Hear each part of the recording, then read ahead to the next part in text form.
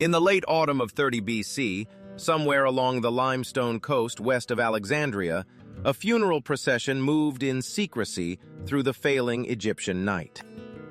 We do not know how many people were present, nor whether torches were carried, nor whether the cortege moved in deliberate darkness, hugging the salt flats and the sea. What we know from the Roman historian Plutarch, writing roughly a century and a half later, is that the queen had already been dead for several days, and that the Romans were already in the city. Octavian had wanted to parade her through the streets of Rome in chains, as Caesar had once paraded her sister Arsinoe, a captive queen displayed as proof of Roman supremacy over the East. But the queen had other arrangements in mind. She always had. And somewhere, in a location that has defeated every archaeologist, treasure hunter, and scholar who has ever searched for it across 2,000 years, she may still be waiting. Here is the strangeness of it, the fact that unsettles even the specialists. Not one of the 14 rulers of her dynasty has ever been positively identified in the archaeological record. From Ptolemy I, the Macedonian general who inherited Egypt after the death of Alexander, down through 3 centuries of kings and queens, their tombs have vanished as completely as if they had never been built. And this was no minor kingdom of forgotten provincials. Their Alexandria was the intellectual and cultural capital of the entire Mediterranean world, home to the great library, the Museon, where the finest minds of the age gathered, and treasures of learning gathered nowhere else on earth. It was crowned by the Pharos Lighthouse, one of the 7 wonders of the ancient world, rising above a royal quarter of palaces and temples that ancient sources describe in language approaching awe. Into this world, in 69 BC, Cleopatra was born, the last of a Macedonian Greek dynasty that had ruled Egypt since Alexander's death. She was crowned at 18, and she spent her entire reign navigating the gravitational pull of Roman power, first through Julius Caesar and then through Mark Antony. She understood with a politician's cold clarity that her survival and her kingdom's survival were inseparable from one single, ruthless imperative: her ability to make Rome need her. And then, in August of 30 BC, defeated and cornered by Octavian, she died at the age of 39. Legend tells us she pressed a poisonous asp to her flesh, but the exact circumstances of her death remain genuinely contested, and Plutarch himself hedges on the matter. Some modern researchers favor instead a compound poison, taken deliberately and with characteristic precision, and the honest answer is that we simply do not know with certainty. And here is the paradox at the heart of this story. The most famous woman of the ancient world, ruler of the wealthiest kingdom in the Mediterranean, and her burial place is a complete blank. For centuries, the scholarly consensus held that she must lie somewhere in the royal quarter of the city she was born in, the district of palaces where the Ptolemies had lived and died. Then, in the 1990s, underwater archaeologists rediscovered that very quarter, sunk beneath the waters of the harbor, and after decades of patient excavation among the drowned columns and toppled statues, they found no trace of a mausoleum. But one woman, working not from the lecture halls of Oxford, nor the corridors of the Egyptian Museum, but from an entirely different discipline altogether, has spent 20 years building a case that the tomb was never in Alexandria to begin with. Her name is Kathleen Martínez, and she came to Cleopatra not through the study of Egyptology, but through the practice of criminal law in the Dominican Republic. For years, she read the ancient sources the way a defense attorney reads a case file, searching not for the obvious, but for what the obvious had overlooked. And the conclusion she reached ran against nearly everything the field believed. The tomb was never in Alexandria, but 30 miles to the west. Her reasoning unfolds with the precision of a carefully constructed argument, each step following the last with deliberate mounting force. Plutarch and other ancient writers record that Octavian permitted Cleopatra to be buried alongside Antony, according to her own wishes. which means, if the sources can be trusted, that she had already prepared a tomb in advance. A queen of her political sophistication, watching Rome close in around her, would not have chosen a grave within a city about to fall to her enemy. She would have chosen somewhere beyond Octavian's immediate reach, somewhere imbued with a symbolic weight capable of protecting her legacy even in the moment of her defeat. And 30 miles west of Alexandria, on a promontory above the sea, such a place existed. The temple at Taposiris Magna was dedicated to Osiris, the god of death and resurrection, and its name, meaning roughly the Great Tomb of Osiris, is one the excavators have never been able to ignore. Taposiris means, quite simply, the Great Tomb of Osiris. The word descends from the Egyptian Taposiris, the house of Osiris, filtered through Greek into the name that survived the centuries. The site was, in its very nomenclature, announcing itself as a threshold between the living and the dead. Inside, Martinez's team unearthed a foundation plate inscribed in both Greek and hieroglyphics, dedicating the temple to the goddess Isis. And Isis was the goddess whose living embodiment Cleopatra publicly and deliberately claimed to be, a fusion of divine authority that was neither casual nor accidental, but the theology of her entire reign. For generations, Taposiris Magna had been dismissed as a minor religious outpost, peripheral to the great urban centers of the Ptolemaic world. But Martinez's excavations have steadily dismantled that assumption, exposing a site of unexpected scale and complexity. Her team recovered coins bearing Cleopatra's own image, struck during her reign, buried within the sacred precinct of the temple. They found headless statues of Ptolemaic rulers and inscriptions that deepened the connection to Isis with every season of digging. Circumstantial, yes. No single piece of smoking gun, but accumulating, item by item, with the patient weight of a legal brief assembled for trial. If you were building this case, would the evidence be enough to convince you? But a hypothesis is only ever as strong as the evidence placed beneath it.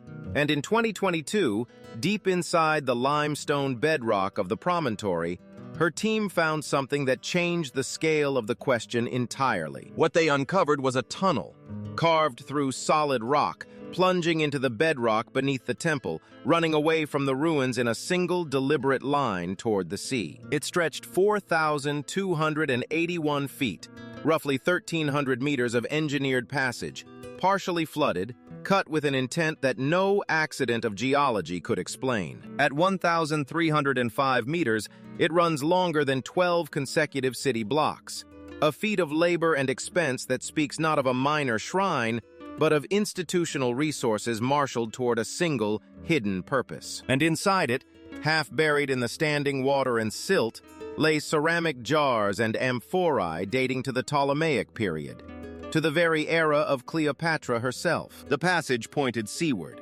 It always had. And so, following the logic of the tunnel's trajectory, the team turned their attention offshore, dragging sonar arrays across the seafloor beyond the promontory. And in September of 2025, the returns reframed everything. 40 feet below the surface of the sea lay the remains of a massive ancient port. Stone buildings rising more than 6 meters, their floors still smooth and shining.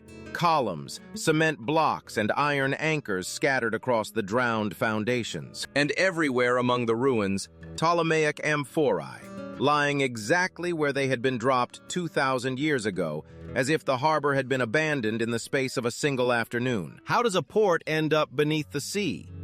A survey of the region revealed that the ancient coastline once sat roughly 2.5 miles inland from the shore we walk today. Between the years 320 and 1303, at least 23 earthquakes struck the Egyptian coast, and the accumulated violence of those centuries slowly tilted the land into the water. We can imagine the harbor not as a ruin, but as a city frozen mid-gesture. The market stalls still set, the amphorae still stacked, the anchors still coiled. And then, over the slow drift of geological time, simply swallowed. Bob Ballard, the oceanographer whose 1985 discovery of the Titanic's bow section, resting at 12,500 feet in the North Atlantic, proved that deep-water sonar could read a wreck as finely as any excavation. That discovery is about as distant from us as the American Civil War, which is to say, in archaeological terms, only yesterday. And now, the same deep-water technology is being trained on a harbor last active 2,000 years ago. The pairing is a genuinely strange one. The instruments built to find a sunken ocean liner now hunting the coastline of a Macedonian queen. This is modern archaeology at its most ambitious. And here Martinez's hypothesis draws its full breadth.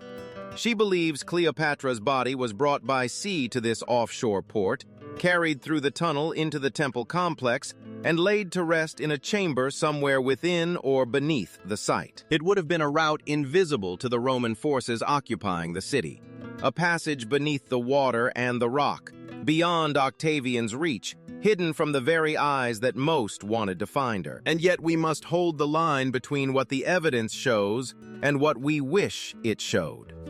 The tunnel and the port establish connectivity and astonishing scale, but they do not yet place a body. The tomb has not been found. We are following the logic of the evidence, not the evidence itself. And Taposiris Magna was not alone. Across the bay, beneath different waters, a second submerged world was emerging from the silt, one that would add an entirely new dimension to what it meant to live and to die in Cleopatra's Egypt. In December of 2025, in the drowned harbor of ancient Alexandria, divers moving through the murk near the sunken island of Antirodos recovered something that classical writers had described, but no modern hand had ever touched. It was the remains of a luxurious pleasure barge, a vessel of the kind the geographer Strabo had recorded 2,000 years before, and which no archaeologist had ever physically pulled from the deep. The ancient sources called such a ship a thalamagos, a word that repays a moment's attention. From the Greek thalamos, the inner chamber, the bridal chamber, joined to agos, the leader. Ornate royal barge gliding across ancient Alexandria harbor at dusk, lanterns reflected in water.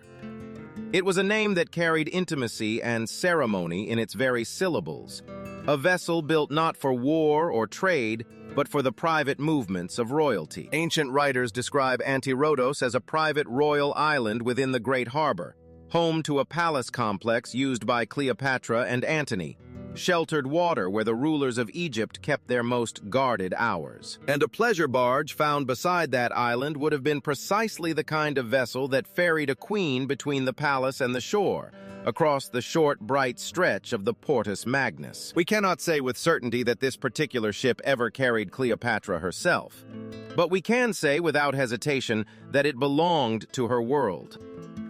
Further east, in the shallow expanse of Abu Qir Bay, another campaign was underway in 2025, Egypt's first underwater operations in that region in 25 years. Beneath layers of clay and silt, they unveiled buildings, an ancient dock, and artifacts spanning the Ptolemaic period and earlier, the drowned bones of a city that once bore the name Canopus. In antiquity, Canopus was a city of real renown, associated with festivals and with the cult of Serapis, a place of specifically Egyptian pleasure and religious gathering that set it apart from the cosmopolitan sprawl of Alexandria to the west. Expansive field of submerged ruins stretching into blue distance, single diver small against the scale. If you have ever wondered how much of the ancient world is simply gone, consider this. And if this search moves you, subscribing helps this channel keep telling these stories. Modern Egyptian coastline, waves breaking on shore, faint submerged structures visible offshore beneath the surface. Because the coastlines of northern Egypt are not merely bordered by the Mediterranean, they contain it, in the sense that vast portions of the ancient inhabited world now lie beneath the water, reachable only by divers and sonar. Sunlit ruins divided by the ancient landscape, but a truncated remnant of it. The geography of Cleopatra's Egypt was simply larger and differently shaped than the geography of our own. And this reframes a common error, one worth naming plainly. The absence of a mausoleum in Alexandria's royal quarter does not prove that Cleopatra is not there. Cambridge's Paul Cartledge has argued that the site may simply be physically inaccessible, buried under meters of sea-bottom sediment and urban overburden, sealed away beneath a modern city and a risen sea. A single Ptolemaic amphora rests on the seafloor, the same kind we saw scattered through the tunnel and drowned harbor, a gentle current stirring sediment around it, unchanged. All of which returns us to the question that has driven 20 years of excavation, several sunken cities of evidence, and one Dominican lawyer's total commitment of her professional life. If Cleopatra's tomb is found, what would it actually mean? We should be precise about what this search is not, because the imagination reaches instinctively for gold, for the glitter of a pharaoh's hoard. But in the weeks that followed Cleopatra's death, Octavian's forces were already systematically stripping her Egypt of every portable ounce of its wealth. What a hidden tomb would hold is something more durable and, in the end, far more revealing. Inscriptions, painted reliefs, carved imagery, the deliberate iconographic choices of a queen who understood representation as a form of power. This would not be a treasure, it would be a testimony.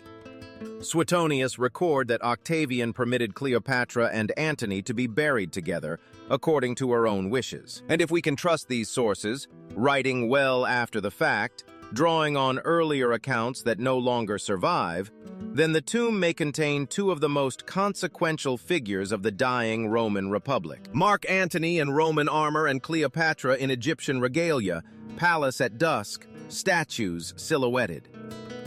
The general who chose love and alliance over Roman ambition, and the queen who chose death over the humiliation of being paraded in chains through the streets of a city that had conquered her. Close up, two intertwined carved hands on a funerary relief, worn limestone.